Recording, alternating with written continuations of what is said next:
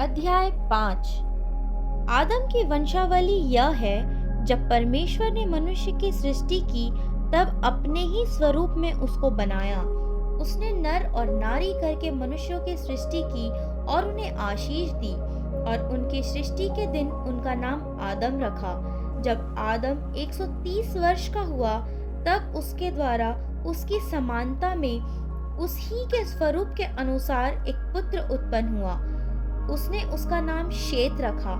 शेत के जन्म के पश्चात आदम 800 वर्ष जीवित रहा और उसके और भी बेटे बेटियां उत्पन्न हुई। इस प्रकार आदम की कुल आयु 930 वर्ष की हुई। तत्पश्चात वह मर गया। जब शेत 105 वर्ष का हुआ तब उससे एनोश का जन्म हुआ। एनोश के जन्म के पश्चात शेत 807 वर्ष जीवित रहा और उसके और भी बेटे बेटियां उत्पन्न हुईं। इस प्रकार शेत की कुल आयु 912 वर्ष की हुई। तत्पश्चात वह मर गया। जब एनोश 90 वर्ष का हुआ तब उससे केनान का जन्म हुआ। केनान के जन्म के पश्चात एनोश 815 वर्ष जीवित रहा और उसके और भी बेटे बेटियां उत्पन्न हुईं। इस प्रकार एनोश की कुल आयु 905 वर्ष की हुई। तत्पश्चात वह मर गया। जब केनान 70 वर्ष का हुआ तब उससे महलेल का जन्म हुआ। महलेल के जन्म के पश्चात केनान 840 वर्ष जीवित रहा और उससे और भी बेटे बेटियां उत्पन्न हुईं। इस प्रकार केनान की कुल आयु 910 वर्ष की हुई। तत्पश्चात वह मर गया। जब महलेल 65 वर्ष का हुआ तब उससे येरेद का जन्म हुआ।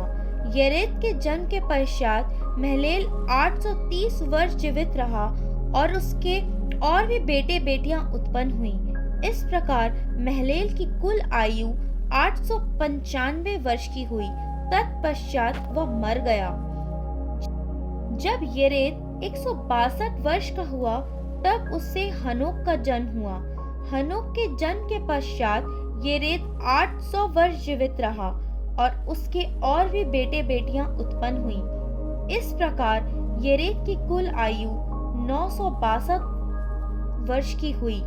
तत्पश्चात वह मर गया। जब हनोक 65 वर्ष का हुआ तब उससे मतूशेलह का जन्म हुआ। मतूशेलह के जन्म के पश्चात हनोक 300 वर्ष तक परमेश्वर के साथ साथ चलता रहा और उसके और भी बेटे बेटियां उत्पन्न हुईं। इस प्रकार हनोक की कुल आयु 365 वर्ष की हुई। हनोक परमेश्वर के साथ साथ चलता था, फिर वह लोप हो गया क्योंकि परमेश्वर ने उसे उठा लिया। जब मतूशेलह 187 वर्ष का हुआ तब उससे लेमेक का जन्म हुआ। लेमेक के जन्म के पश्चात मतूशेलह 782 वर्ष जीवित रहा और उसके और भी बेटे बेटियां उत्पन्न हुईं। इस प्रकार मतूशेलह की कुल आयु 969 वर्ष की हुई। तत्पश्चात वह मर गया। जब लेमेक 182 वर्ष का हुआ तब उससे एक पुत्र का जन्म हुआ। उसने यह कहकर उसका नाम नूह रखा, यहोवा ने जो पृथ्वी को शाप दिया है उसके विषय यह लड़का हमारे काम में और उस कठिन परिश्रम में जो हम करते हैं हमको शांति देगा। नूह के जन्म के पश्चात लेमेक 595 वर्ष जीवित रहा और उसके और भी बेटे बेटियां उत्पन्न हुईं। इस प्रकार लेमेक की कुल आयु 777 वर्ष की हुई। तत्पश्चात वह मर गया। और नूह 500 वर्ष का हुआ और नूह से शेम और हाम और येपेत का जन्म हुआ।